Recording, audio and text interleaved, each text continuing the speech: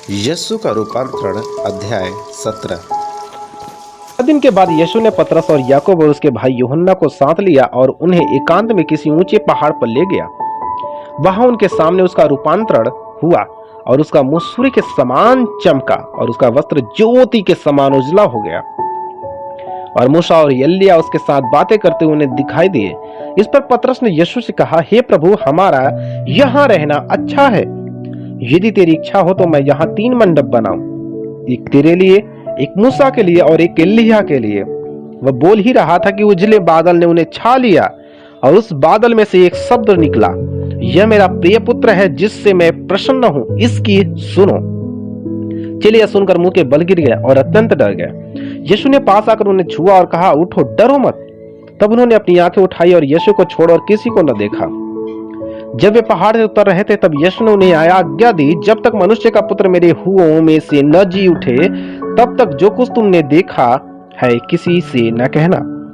इस पर उसके चेलों ने उससे पूछा, फिर शास्त्री क्यों कहते हैं कि एलिय्याह का पहले आना अवश्य है? उसने उत्तर दिया, एलिय्याह अवश्य आएगा और सब कुछ सुधारेगा, परंतु मैं तुमसे कहता हूं कि एलिय्याह आ चुका है और लोगों ने उसे नहीं पहचाना, परंतु जैसा चाहा वैसा ही उसके साथ किया। इस रीति से मनुष्य का पुत्र भी उनके हाथ से दुख उठाएगा। तब चेलों ने समझा कि उसने हमसे यूहन्ना बपतिस्मा देने के वाले के विषय में कहा, दुष्ट आत्मा ग्रस्त बालक को चंगा करना।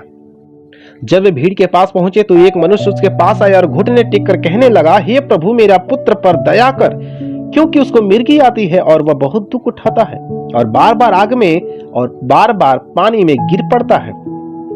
मैं उसको तेरे चेलों के पास लाया था पर वे उसे अच्छा नहीं कर सके। यीशु ने उत्तर दिया, हे अल्पविश्वासी और हठीले लोगों, मैं कब तक तुम्हारे साथ रहूंगा, कब तक तुम्हारी सहूंगा, उसे यहाँ मेरे पास लाओ।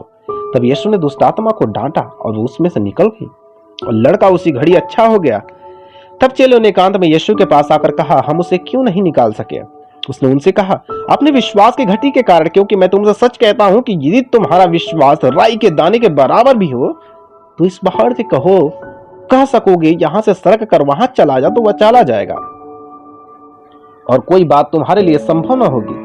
पर यह जाति बिना प्रार्थना और उपवास के नहीं निकलती। अपनी मृत्यु के विषय यीशु की पुनः भविष्यवाणी।